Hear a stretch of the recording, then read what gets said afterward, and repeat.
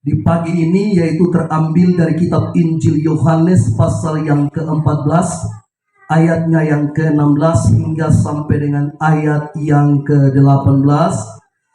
3 ayat firman Tuhan yang akan kita renungkan bersama-sama dalam kebaktian perayaan Hari Pentakosta hari ini. Kekasih Tuhan, dan saya akan membacakan ayat 16 dan Bapak Ibu Saudara yang melanjutkan membacakan ayat 17 dan ayat yang ke-18. Di bawah perikop Yesus menjanjikan penghibur. Aku akan minta kepada Bapa dan Ia akan memberikan kepadamu seorang penolong yang lain, supaya Ia menyertai kamu selama-lamanya. Yaitu Roh kebenaran, dunia tidak dapat menerima Dia, sebab dunia tidak melihat Dia dan tidak mengenal Dia. Tetapi kamu mengenal Dia, sebab Ia menyertai kamu dan akan diam di dalam kamu. Sampai 18.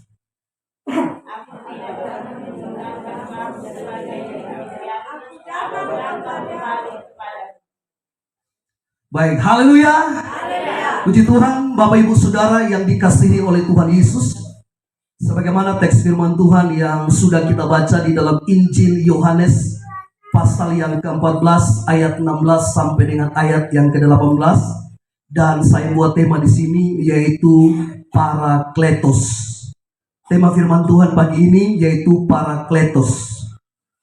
Parakletos itu, kekasih Tuhan, adalah kata Yunani yang dituliskan di dalam Alkitab, dan salah satunya itu diterjemahkan di dalam Yohanes pasal yang ke-14 ayat yang ke-16. Sekali lagi saya bacakan bagi saudara, dikatakan, Aku akan minta kepada Bapa dan Ia akan memberikan kepadamu seorang penolong yang lain. Jadi kata seorang penolong yang lain ini dituliskan dengan bahasa Yunani yaitu Parakletos. Jadi Parakletos itu adalah Roh Kudus sendiri. Amin. Sekali lagi, kata Parakletos itu atau kata Parakletos itu yang dimaksudkan di dalam ayat ini yaitu Roh Kudus. Roh Kudus yang kita imani sebagai pribadi yang ketiga dari Allah Tritunggal. Makanya Yesus katakan di sini bahwa Dia akan mengutus penolong yang lain. Dia sedang berbicara mengenai Roh Kudus yang telah dijanjikan oleh Bapa, yang dimana Bapa mau memenuhi gereja Tuhan mula-mula, yang pada waktu itu kita tahu bahwa mereka adalah murid-murid Kristus, yang dimana mereka menyaksikan langsung kenaikan Kristus ke sorga, dan sebelum Dia terangkat ke sorga, Dia telah memberitahukan kepada murid-muridnya bahwa mereka harus kembali ke Yerusalem. Mengapa mereka harus kembali ke Yerusalem? Karena janji Bapa mereka harus dipenuhi di Yerusalem. Dan dari di Yerusalem itulah mereka mulai memberitakan kabar baik, memberitakan Injil kebenaran yang disertai dengan tanda heran dan mujizat. Makanya di dalam Kisah Rasul pasal yang pertama ayat yang ke-8 dikatakan seperti ini. Tetapi apabila Roh Kudus turun ke atas kamu, kamu akan menerima kuasa untuk menjadi saksi, mulai dari Yerusalem, Yudea, Samaria, dan sampai ke ujung bumi. Hal yang sama yang mau Tuhan terapkan bagi kita.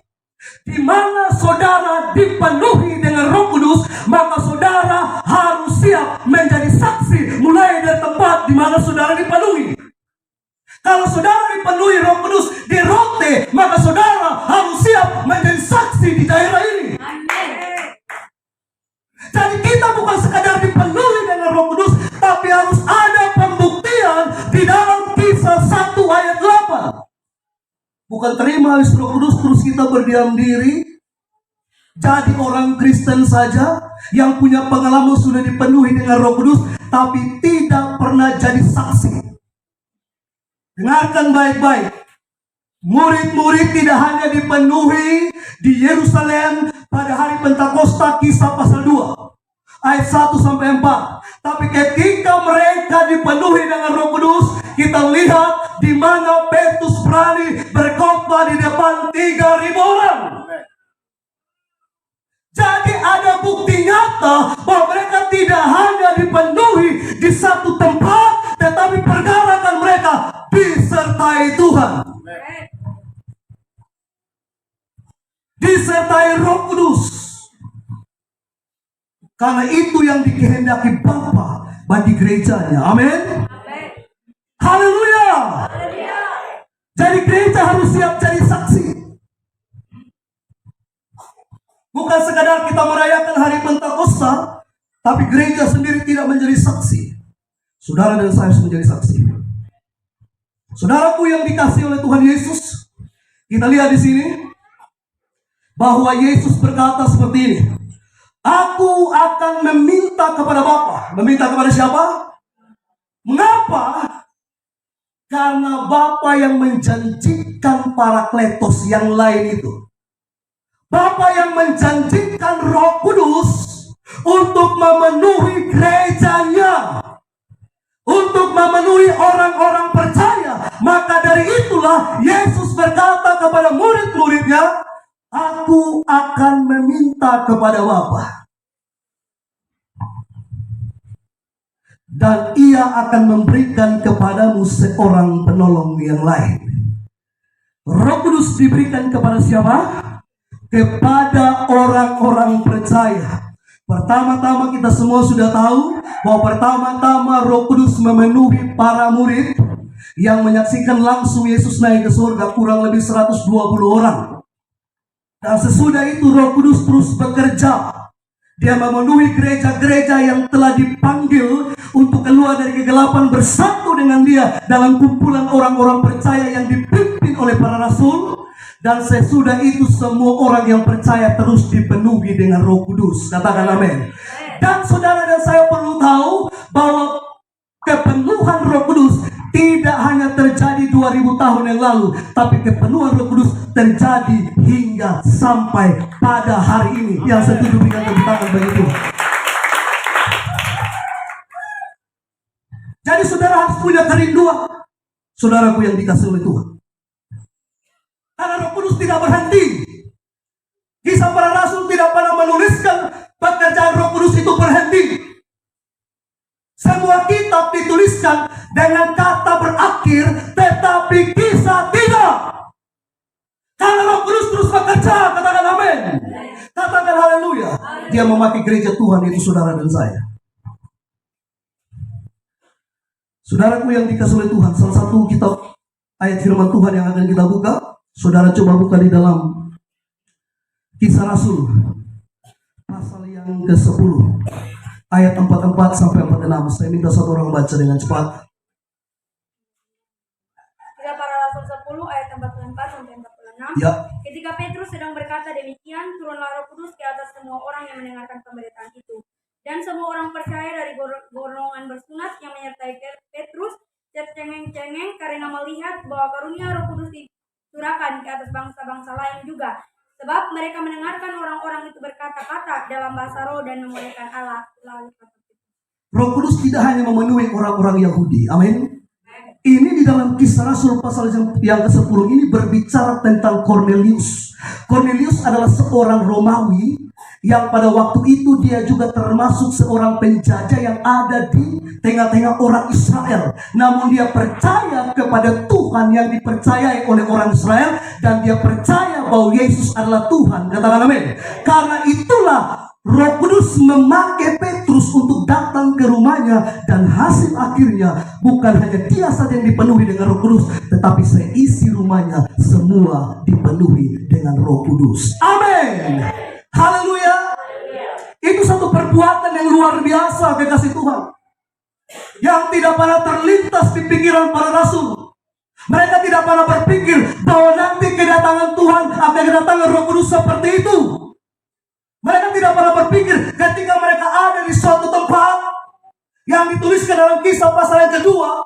Di situ tiba-tiba datang turun Roh Kudus seperti angin, kekasih Tuhan, dan nyala api di kepala mereka. Mereka tidak pernah berpikir seperti itu. Karena apa? Karena Tuhan tidak mengatakan kepada rasul-rasul nanti akan terjadi seperti itu. Tetapi itu yang mereka alami. Amin. Itulah perbuatan Roh Kudus yang ajaib, kekasih Tuhan. Nah, saudara yang diberkati oleh Tuhan kita Yesus Kristus, kembali kepada tema kita, Parakletos. Parakletos itu terdiri dari dua kata, yakni para dan kaleo. Para berarti di sebelah atau di samping, sedangkan kaleo berarti memanggil, kekasih Tuhan. Jadi terjemahan dalam bahasa Latinnya advocatus, yang artinya orang yang dipanggil untuk membela, atau orang yang dipanggil untuk menjadi pembela, atau yang kita kenal dia sebagai pengacara atau advokat. Itulah arti daripada parakletos. Katakan amin. Katakan haleluya. Maka dari itu, kekasih Tuhan, kita akan melihat poin yang pertama dari arti parakletos, yaitu kembali kepada ayat yang sama di dalam Injil Yohanes pasal yang ke-14 ayat yang ke-16. Perhatikan, kekasih Tuhan, saya bacakan sekali lagi. Yohanes 14 ayat 16. Aku akan minta kepada Bapa, dan Ia akan memberikan kepadamu seorang penolong yang lain, supaya Ia menyertai kamu sampai selama-lamanya. Haleluya! Perhatikan baik-baik, kekasih Tuhan. Parakletos yang pertama yang diartikan sebagai penolong, dialah yang akan menyertai saudara dan saya selama-lamanya. Dia tidak menyertai satu hari, dia tidak menyertai seminggu saja, dia tidak menyertai kita 1 bulan saja, 1 tahun saja, tetapi sampai selama-lamanya. Dia menyertai saudara dan saya sampai selama-lamanya.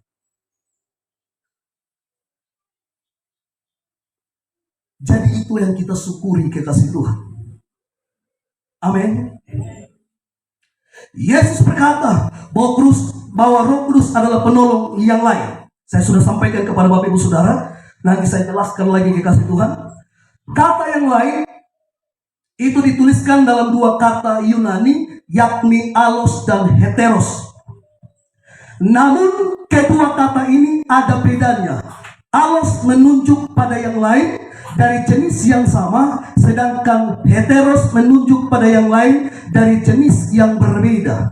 Saya kasih contoh, kekasih Tuhan. Saya sedang minum air mineral, amin. Dan saya minta kepada salah satu di antara saudara untuk memberikan kepada saya air yang sama.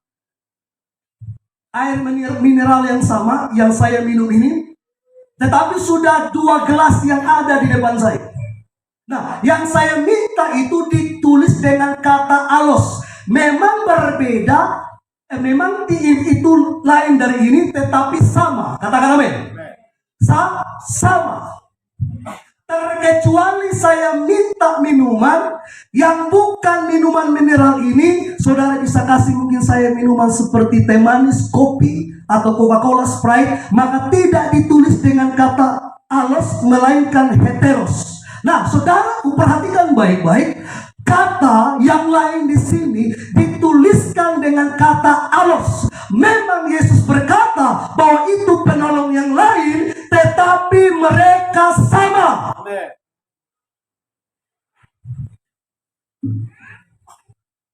Yang lain berarti Roh Kudus yang datang itu pribadinya berbeda dengan Yesus. Tetapi secara esensi atau hakikat mereka sama-sama Allah. Roh Kudus Allah, Yesus Allah, Bapa Allah. Katakan amin.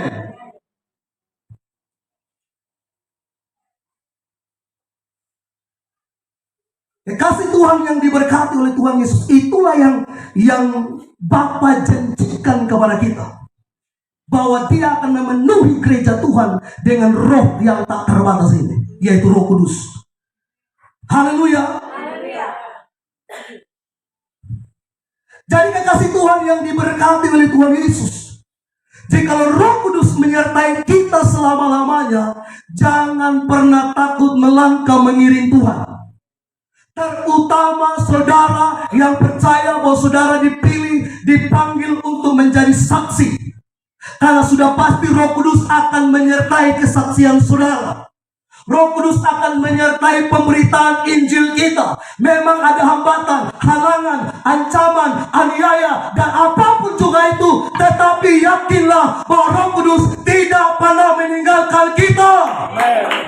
Saudara perhatikan, ketika Stefanus diperhadapkan dengan kematian, secara manusia dia tahu bahwa yang berdiri di depan mereka sedang memegang batu mau untuk dilempari kepada dia. Tapi satu perkara, mengapa dia kuat? Karena Roh Kudus menyertainya. Amin.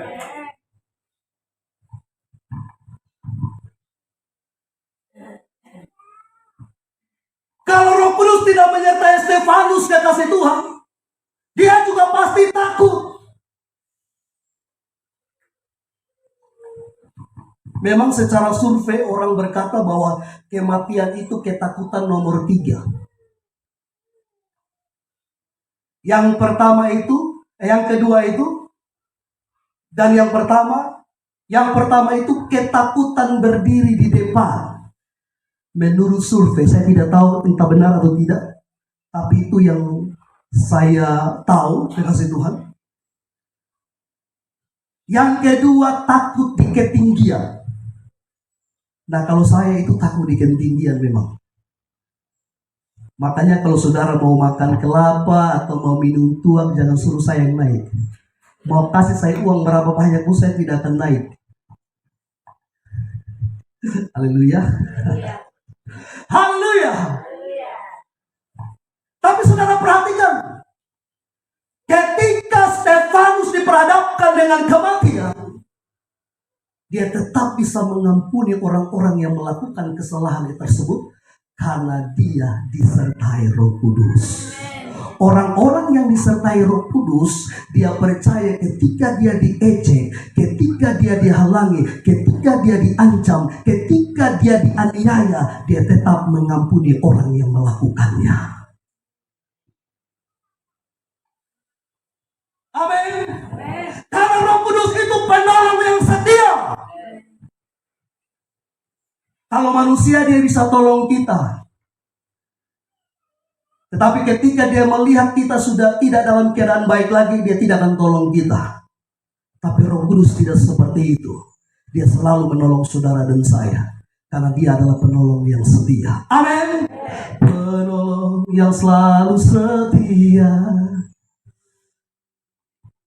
Dia menyertai Bapak Ibu saudara dan saya. Amin, kekasih Tuhan. Dia sertai dengan apa? Dia sertai kita dengan kuasanya. Amin. Makanya orang-orang yang dipenuhi dengan Roh Kudus, dia tidak takut menghadapi dunia ini. Kekasih Tuhan. Karena apa? Karena dia tahu Roh Tuhan beserta dengannya. Roh Kudus menyertainya. Roh Kudus menolongnya, kekasih Tuhan. Ada 12 rasul. Rasul salah satu jadi pengkhianat digantikan dengan Matias. Dan jumlah kembali 12 rasul. Sesuai sejarah semua mati martir kecuali Yohanes. Bukan berarti dia tidak mendapatkan ancaman mati martir. Tapi Tuhan izinkan dia hidup dilemparkan di Pulau Patmos. Dari situlah kita bisa membacakan kitab Wahyu. Saudara perhatikan, kalau saudara ada Roh Kudus, mau apapun orang menghalangi saudara, saudara tidak takut. Amin. Karena saudara tahu ada penolong yang menyertai saudara. Anak-anak Tuhan yang disertai dengan penolong, dia tidak akan bisa disantet, disuangi, katakan amin.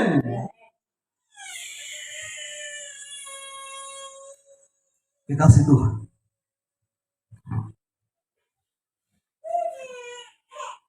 Orang-orang yang percaya bahwa Roh Kudus menyertainya, dia tidak takut setan. Amin. Yang masih takut setan katakan haleluya.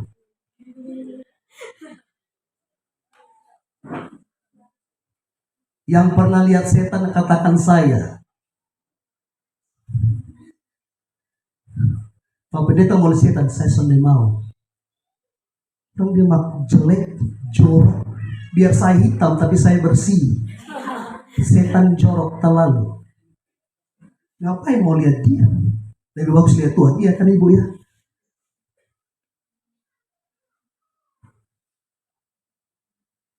Jadi orang-orang yang disertai dengan Roh Kudus menyertainya sebagai penolong yang setia. Dia tidak takut dengan sesuatu apapun yang ada di dunia ini. Katakan amin.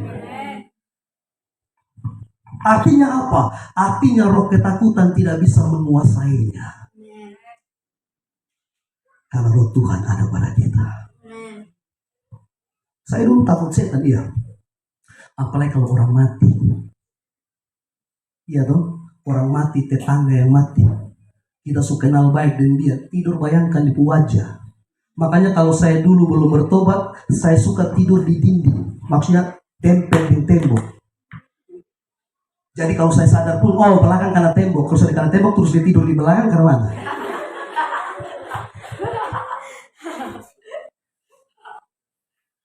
Dilihat orang mati, jangan harap saya pikir meluai di pemuka begini.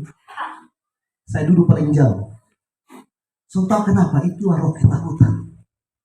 Tapi kalau kita dipenuhi dengan Roh Kudus, kita disertai dengan penolong, kita tidak menjadi takut. Amin.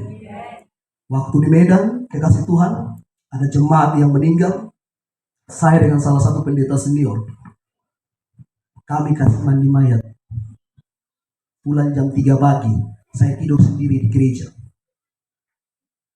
Saya tidak bayangkan mayatnya, saya bayangkan Tuhan beserta saya. Amin. Haleluya. Orang dia masih hidup, kata orang takut, kenapa semua tiga tahun takut? Iya tuh. Kalau dia masih hidup, kata buat salah, dia bisa tampar kita, dia bisa pukul kita, dia bisa lempar kita. Kalau semua mati, mohon maaf, kita tendang pun diam saja dia.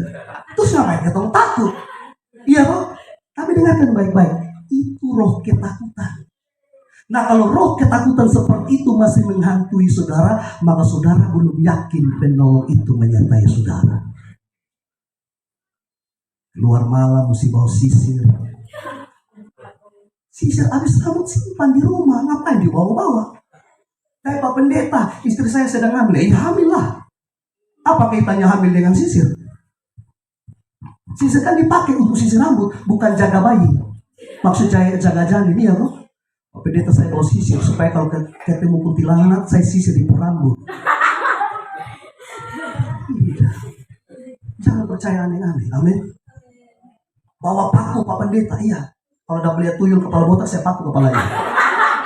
Biar ada tanda, oh ini paku, berarti saya yang paku di kepala.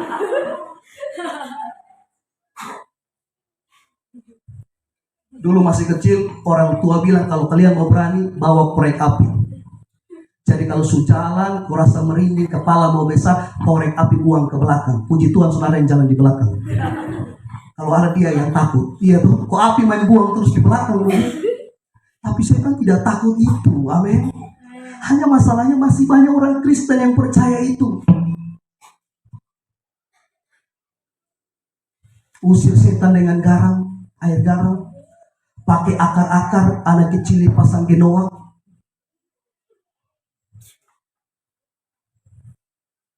Kalau setan takut genoak, jangan dipasang saja di anak kecil pun baju, pasang keliling semua rumah.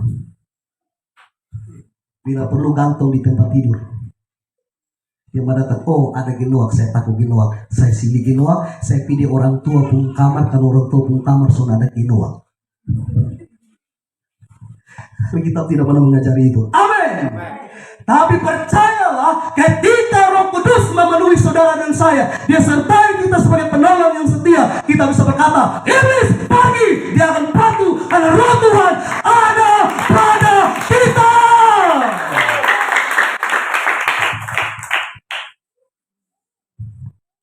Makanya saya bilang, kalau seandainya ada rumah angker yang orang tidak mau tinggal, kasih saya tinggal. Tapi dengan catatan, kalau saya sudah tinggal di situ, itu rumah jadi milik saya. Ada di Roteng rumah angker yang orang takut tinggal, kasih tahu saya tinggal. Tapi bilang di pemilik rumahnya, kalau Pak Pendeta tinggal, itu rumah kasih Pak Pendeta sendiri.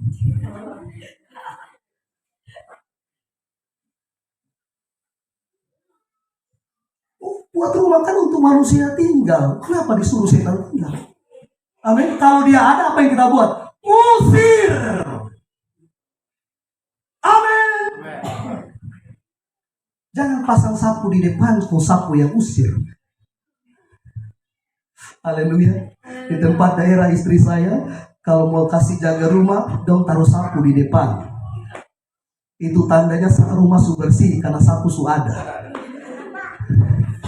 Tapi tidak tahu hal, ada ayat firman Tuhan bilang begini, begitu iblis keluar dan dia kembali mendapatkan tempat itu sudah bersih, dia bawa 7 roh yang paling jahat. Betul atau tidak? Tapi kalau sudah dibersihkan dengan firman, di hati ada Roh Kudus, dia sebagai penolong kita, yakinlah setan lihat itu. Amin. Setan tidak takut dengan orang yang berotot, sekalipun kurus kayak Pak Yes, tapi ada Roh Kudus, setan gemetar. Amin. Haleluya.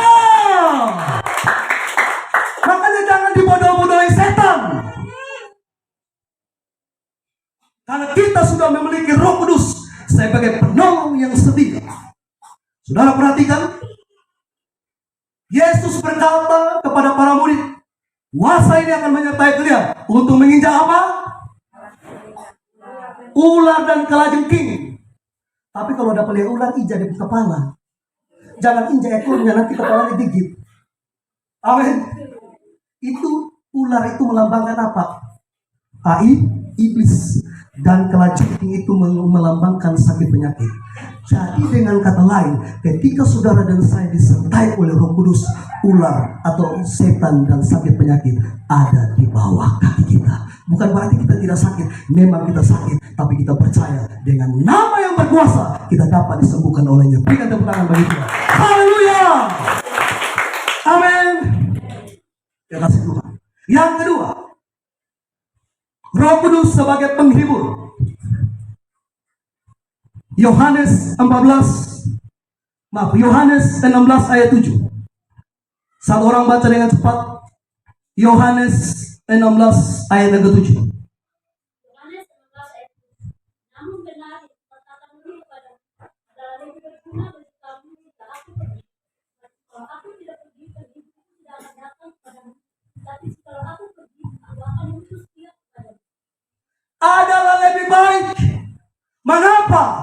Memang Yesus itu adalah Allah sendiri yang datang menjadi manusia. Dia adalah firman yang menjadi manusia. Tetapi saudara, saya perlu perhatikan, memang Yesus juga adalah penolong kita. Tetapi ketika dia di dunia, dia sedang dibatasi oleh fisik. Amin. Jadi kalau Yesus waktu itu ada di Yerusalem, dia tidak ada di Rote. Dia tidak ada di Indonesia. Karena dia sedang dibatasi oleh fisik manusiawinya. Makanya Yesus bilang di para murid, adalah lebih baik aku pergi ke Bapa supaya roh yang tak terbatas itu, yang nantinya dia ada di Yerusalem, dia bisa ada di mana-mana. Itulah yang menyertaimu. Amin. Amin. Dia menyertai sebagai apa? Sebagai penghibur. Kekasih Tuhan. Karena apa? Karena tentunya secara alami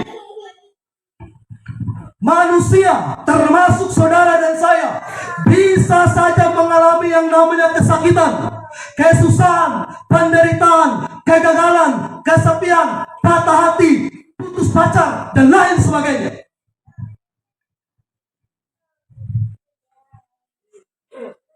Dengan berbagai problema yang ada di dunia ini, bisa saja menghantui kita. Bisa saja kita mengalami hal itu, kekasih Tuhan. Karena kita masih ada di dunia yang penuh dengan persoalan. Amin. Tetapi satu perkara, Roh Kudus bukan hanya sekedar menjadi penolong, tetapi dia juga sebagai penghibur kita. Amin. Itu sebabnya kalau Roh Kudus sebagai penghibur kita, maka 1 Tesalonika 5 ayat yang ke-16 berkata, bersukacitalah senantiasa. Siapakah mereka yang bisa bersukacita senantiasa? Coba lihat kiri kanan saudara, pandang wajahnya. Dia tunjukkan sukacita.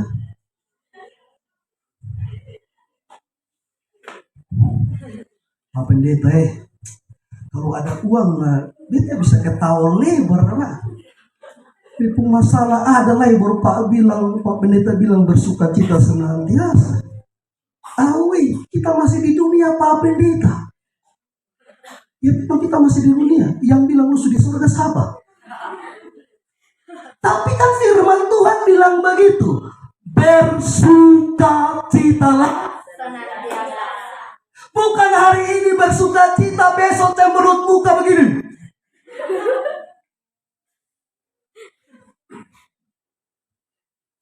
Suami lihat istri mau dilakannya.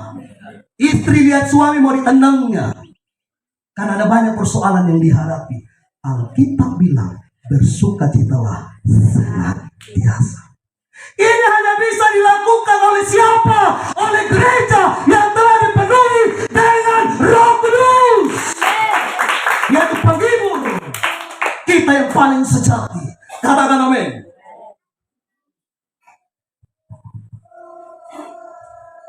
Jadi Roh Kudus itu menjawab setiap persoalan yang dihadapi oleh gereja di dunia ini. Dikasih Tuhan.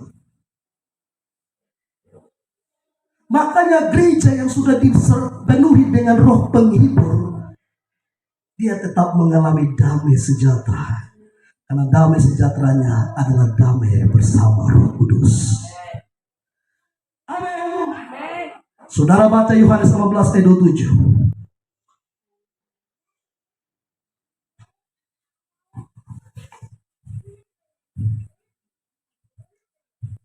Dengan cepat Yohanes 15:27. Perhatikan baik-baik.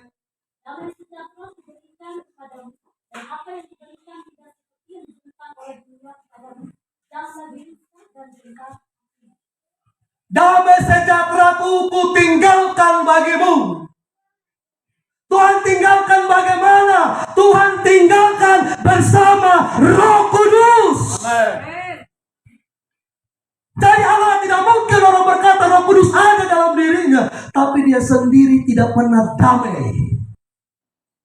Kasih Tuhan. Karena kalau kita yakin Roh Kudus ada dalam diri kita, maka kita juga percaya damai itu ada bagi kita. Amin. Ada bagi saudara dan saya. Sekalipun saudara dan saya mempunyai atau mengalami penderitaan, kesusahan, bahkan ada dalam masa kesesakan, damai sejahtera itu tidak pernah hilang dari kita. Amin. Itulah damai sejahtera yang ditawarkan dan diberikan oleh Yesus. Atau damai yang dikasih oleh manusia itu tergantung kondisi dan situasi. Kalau keadaannya baik-baik, dia tetap damai. Tapi begitu keadaannya tidak baik, damainya mulai hilang. Apakah saudara pernah kehilangan damai sejahtera? Apakah saudara pernah kehilangan damai sejahtera? Hati-hati. Amin. Haleluya. Tandanya orang yang kehilangan damai sejahtera, bagaimana itu? Gampang tersinggung, gampang marah-marah, gampang sakit hati,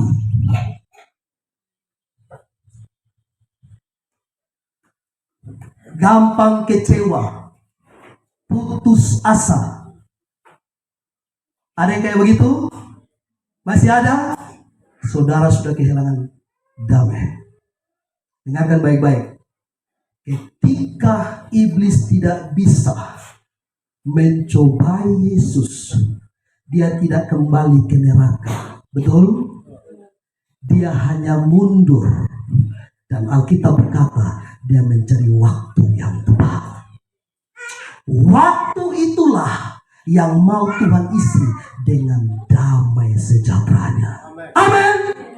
Jadi ketika saudara kehilangan damai, itu pintu bagi setan. Jangan biarkan pintu itu terbuka. Katakan amin. Isilah terus dengan damai sejahtera. Karena kita percaya bahwa kuasa iblis ada di bawah kaki kita. Kasih Tuhan.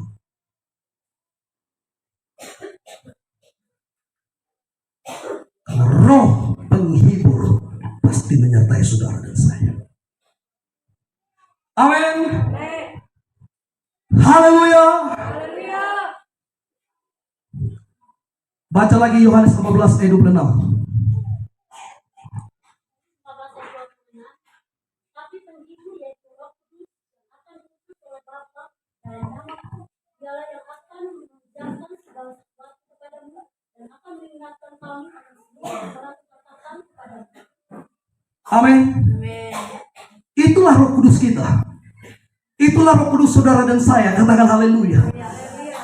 Dia yang selalu menyertai saudara dan saya. Amin. Yang ketiga, Roh Kudus sebagai penasihat. Parakletos bisa diterjemahkan dengan kata penghibur, kata penolong, dan juga kata penasehat. Jadi Roh Kudus itu adalah penolong kita, Roh Kudus adalah penghibur kita, Roh Kudus juga sebagai penasehat kita. 1 Korintus 2 ayat 13 sampai 14.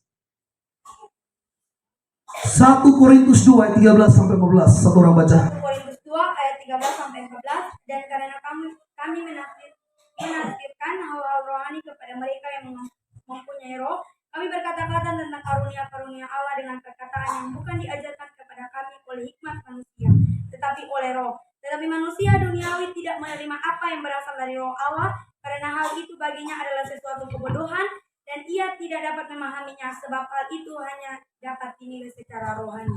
Amin. Perhatikan baik-baik Bapak Ibu Saudara yang diberkati oleh Tuhan Yesus, bahwa Roh Kudus juga disebut sebagai penasehat.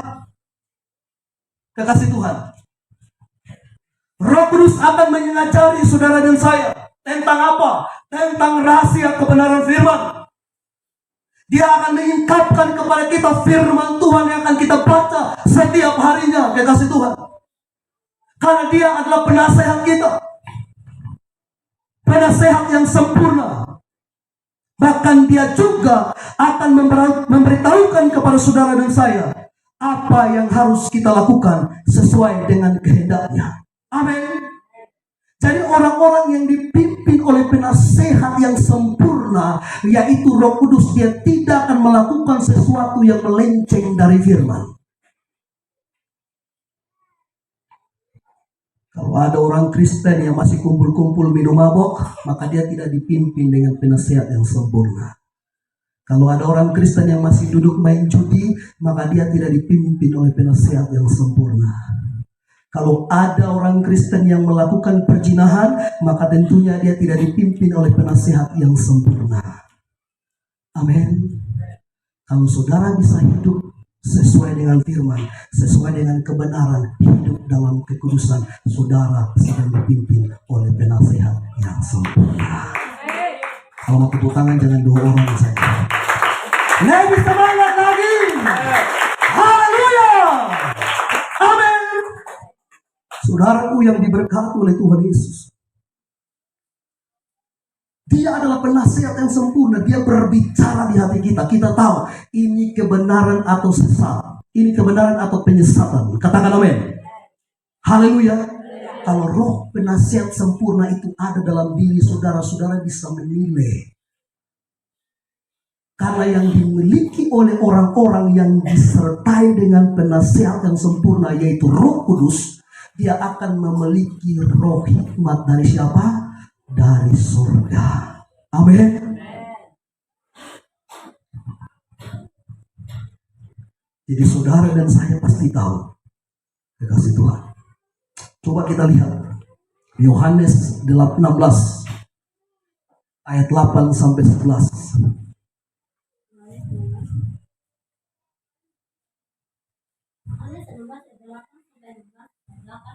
Dan kalau ia datang, ia akan menyesatkan dunia akan dosa, kebenaran dan kebenaran. Akan dosa karena mereka tetap tidak percaya pada Dia. Akan kebenaran karena aku pergi kepada Bapa dan kamu tidak mengingat aku lagi. Akan penghakiman karena kuasa dunia ini telah dibunuh. Ayat 12, masih banyak hal yang harus kukatakan kepadamu, tetapi sekarang kamu belum dapat menanggung. Tapi apabila ia datang dari roh kebenaran, dia akan memimpin kamu ke dalam seluruh kebenaran. Dia tidak akan berkata-kata dari dirinya sendiri. Amin. Segala sesuatu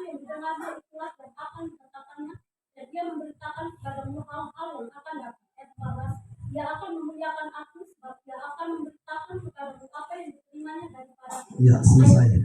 Sudah. Nah, saudara perhatikan baik-baik. Kalau kita disertai Roh Kudus sebagai penasehat kita, kita akan dipimpin kepada kebenaran. Amin. Sekali lagi saya tegaskan, ketika saudara dan saya dipenuhi dengan Roh Kudus, disertai dengan penasehat yang sempurna, kita dipimpin kepada kebenaran. Kebenaran yang dikehendaki oleh Allah, oleh Bapa sendiri, kekasih Tuhan. Jadi tidak mungkin Roh Kudus yang ada pada diri kita, dia menuntun kita kepada penyesatan. Percayalah kekasih Tuhan.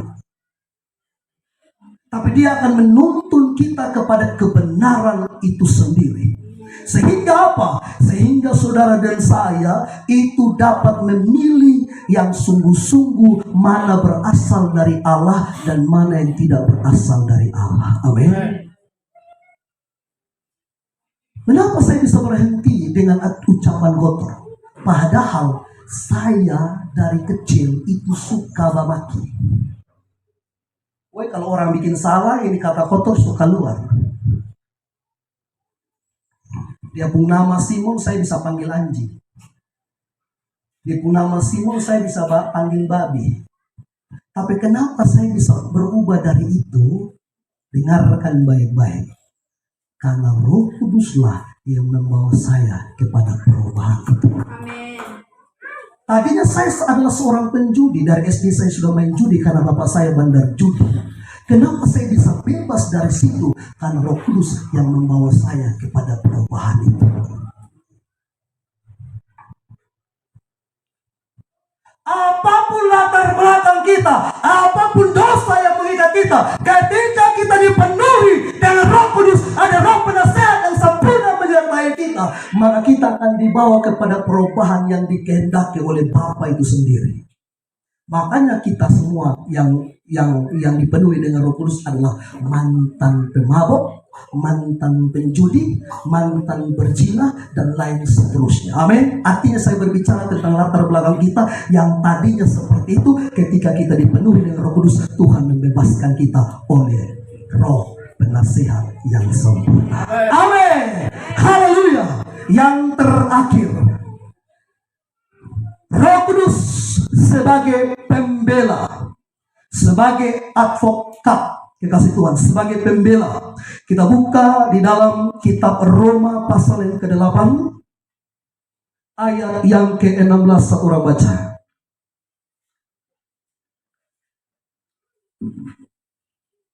Roma pasal yang ke-8 ayat 16. Roma 8 ayat 16, Roh itu bersaksi bersama-sama dengan roh kita bahwa kita adalah anak-anak Allah. Ya. Bersaksi itu kata dia menjadi pembela kita. Mengapa dia bersaksi di dalam hati kita? Kalau kita harus tahu bahwa Roh Kudus dia datang, dia memenuhi kita, dia datang sebagai pembela kita terhadap dunia. Ketika kita diejek, diancam, diserang, dianiaya dan sebagainya, di saat itu juga Roh Kudus memberikan kata-kata yang tepat di dalam diri kita untuk kita bisa membantah setiap tuduhan yang dituduhkan setan kepada kita. Katakan amin. Salah satu contohnya kita baca, ada banyak ayat tapi saya minta kita baca di dalam Kisah pasal yang kedua ayat 13 sampai 40. Maaf, Kisah pasal yang Matius pasal yang ke-10 saja, Matius 10 ayat 18 sampai 20. Matius pasal yang ke-10 ayat 18 sampai dengan ayat yang ke-20. Satu orang baca dengan cepat. Ya.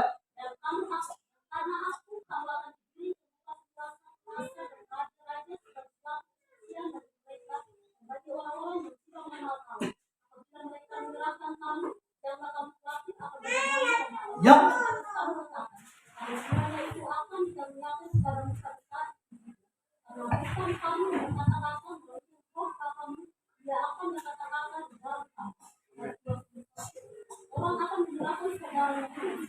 Sudah sampai 21 dan sampai 20 selesai. Makasih. Nah, perhatikan baik-baik kekasih Tuhan. Alkitab jelas bilang, jangan khawatir Jangan cemas, jangan takut, karena ketika kita diperhadapkan dengan situasi itu, ada Roh Kudus yang siap menjadi pembela kita. Makanya ketika Roh Kudus turun atas murid-murid Kristus, mereka mulai berbicara, orang-orang yang intelektual, mereka mulai kelihatan cemas. Karena apa? Karena mereka melihat orang-orang yang tidak terpelajar ini bisa berbicara seperti itu. Itu karena apa? Karena Roh Kudus, pembela itu menyertai mereka. Amin. Kasih Tuhan yang diberkati oleh Tuhan. Nah, saudara dan saya perlu tahu mengapa kita memerlukan pembela. Kasih Tuhan. Karena salah satu nama dari setan dalam kitab suci dituliskan dengan kata diabolos. Makanya anak sekolah jangan tukang bolos. Diabolos ini berasal dari siapa? Setan. Jadi kalau saudara bolos nanti orang panggil setan. Jadi sekali lagi, salah satu nama dari setan dalam kitab suci dituliskan dengan kata diabolos. Dari kata diabolos ini diturunkan dengan artian penuduh atau pendakwa. Jadi diabolos itu artinya penuduh atau pendakwa. Nah, bagaimana setan mendakwa kita? Yang pertama, setan bisa mendakwa manusia di hadapan Allah. Itu dicatat di dalam kitab Ayub pasal yang pertama ayat 6 sampai 11. Tapi saudara baca di dalam Ayub pasal yang kedua ayat 1 sampai 5. Saya minta satu orang baca dengan cepat. Ayub pasal yang kedua ayat 1 sampai 5. Saudara perhatikan di sini bahwa iblis bisa mendakwa, bisa menuduh kita di hadapan Allah. Perhatikan baik-baik. Ayub 2 ayat 1 sampai 5. Yap. Pada suatu hari datanglah anak-anak Allah menghadap Tuhan, di antara mereka datang juga iblis untuk menghadap Tuhan. Maka bertanyalah Tuhan kepada iblis, "Dari mana engkau?" Lalu jawab iblis kepada Tuhan, "Dari perjalanan melilingi dan menjelajah bumi." Firman Tuhan kepada iblis, "Apakah engkau memberhentikan hambaku Ayub? Sebab tiada seorang pun di bumi seperti dia, yang demikian saleh dan jujur, yang takut akan Allah dan menjauhi kejahatan. Ia tetap tekun dalam kesalehannya, meskipun engkau telah mengujuk aku melawan dia untuk mencelakakannya tanpa alasan." Lalu jawab iblis kepada Tuhan, "Kulit ganti kulit. Orang akan memberikan segala yang dipunyainya ganti nyawanya. Tetapi ulurkanlah tanganmu dan jamalah tulang dan dagingnya, ia akan menutupi engkau di hadapanmu." Perhatikan baik-baik. Iblis bisa datang dan bilang begini di hadapan Allah. Memang saya lihat Bapak Ayub itu dia orang saleh. Dia takut Allah betul. Tapi coba Allah izinkan dia sakit. Apakah lewat kesakitannya dia masih mencintaimu atau tidak? Perhatikan kitab Ayub. Mengapa? Karena Ayub milik Tuhan. Kalau saudara dan saya milik Tuhan, setan atau iblis harus datang kepada Allah. Karena apa? Karena kita miliknya. Tapi yang bukan milik Tuhan, dia tidak perlu datang sama Tuhan. Amin. Tapi saudara perhatikan yang saya maksudkan di sini. Memang iblis juga tahu bahwa Ayub itu seorang yang saleh. Katakanlah dia seorang yang rajin gereja. Dia suka melayani. Dia suka berbuat baik. Dia orang yang ramah. Dia orang yang cinta Tuhan. Tapi Allah dengarkan baik-baik. Kalau Allah mengizinkan dia mengalami masalah, saya yakin dia akan berubah setia. Jadi ketika saudara sebagai anak-anak Tuhan, terus ada persoalan yang saudara hadapi, dan persoalan itu diizinkan Tuhan, dengarkan baik-baik. Itu ada permintaan Tuhan, dan Tuhan mau supaya lewat persoalan itu, saudara next level. Amin. Amin. Biar nampak iman saudara itu berkualitas, kesetiaan saudara itu berkualitas di dalam Tuhan. Katakan amin. jadi satu perkara bahwa iblis bisa mendakwa kita di hadapan Allah. Tapi kita bersyukur karena Yesus sudah jadi pembela kita di surga. Amin. Maka ketika Stefanus mau mati, dia lihat ke langit, langit terbuka dan Yesus berdiri di sebelah kanan Allah. Jadi setan mau mendakwa kita pun dia tahu bahwa pembela kita sudah ada di surga. Amin. Haleluya. Yang kedua, setan mendakwa Allah di depan manusia. Jadi setan bisa mendakwa Allah di depan manusia. Kok bisa Pak Pendeta? Bisa. Kita buka kitab Kejadian pasal yang ketiga. Peristiwa di mana Tante Hawa atau Teo Hawa ini dicobain itu. Kejadian 3. Yang sudah dapat silakan baca 3 ayat 1 sampai 5. Kejadian 3 ayat 1 sampai 5. Adapun ular ialah yang paling cerdik dari segala binatang di darat yang dijadikan oleh Tuhan Allah. Ular itu berkata kepada perempuan itu, tentulah Allah berfirman, semua pohon dalam taman ini juga kamu makan buahnya, bukan? Lalu sahut perempuan itu kepada ular itu, buah pohon-pohonan dalam taman ini boleh kami makan, tetapi tentang buah pohon yang ada di tengah-tengah taman Allah berfirman, jangan kamu makan ataupun raba buah itu, nanti kamu akan mati. Tetapi ular itu berkata kepada perempuan itu, sekali-kali kamu tidak akan mati. Tetapi Allah mengetahui bahwa pada waktu kamu memakannya, matamu akan terbuka dan kamu akan menjadi seperti Allah, tahu tentang yang baik dan yang jahat. Di sini ada kisah di mana ada konversasi atau percakapan antara Hawa dengan ular, yaitu dengan iblis. Saudara perhatikan baik-baik. Ketika iblis berbicara kepada Hawa, di ayat yang keempat itu dia plesetkan ini. Tetapi ular itu berkata kepada perempuan itu, sekali-kali kamu tidak. Benarkah yang dikatakan iblis ini? Bukankah Allah berkata kepada Hawa dan Adam atau Adam dan Hawa bahwa ketika kalian makan buah itu kalian pasti. Perhatikan baik-baik. Setan datang dia bilang yang beda. Tetapi ular itu berkata kepada perempuan itu, sekali-kali kamu tidak mati. Setan senang mendakwa Allah di depan manusia. Dan itu yang terjadi hari-hari ini. Kenapa? Karena ada orang yang berkata, Allah tidak peduli dengan saya. Allah itu tidak adil. Allah itu tidak baik. Kenapa saya sudah ikut Tuhan kok masalah datang terus? Kenapa saya sudah berbuat baik kok Tuhan tidak pelihara hidup saya? Tuhan itu kejam. Nah, kalau ada kata-kata seperti itu di pikiran saudara, saudara sedang mengalami yang namanya apa? Dakwaan iblis tentang Allah di depan saudara. Makanya ada orang Kristen yang kecewa dengan Tuhan, betul? Karena dia sedang didakwa. Setan sedang menipu dia dengan berkata bahwa Allah tidak mengasihi. Padahal kita tahu bahwa Allah itu kasih.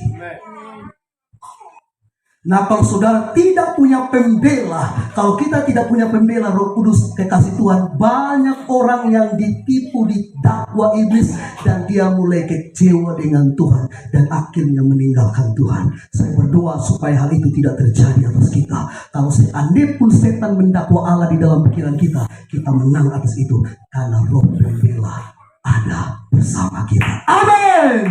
Haleluya. Yang percaya pembela bersamanya katakan amin. Setan juga bisa mengintimidasi kita. Maka daripada itu kita membutuhkan pembela. Setan akan terus mendakwa kita sedemikian rupa sehingga sekalipun kita sudah mengakui dosa kita, sudah sadar sungguh-sungguh dengan dosa kita, sudah bertobat dari dosa kita, tapi kita masih merasa tidak layak.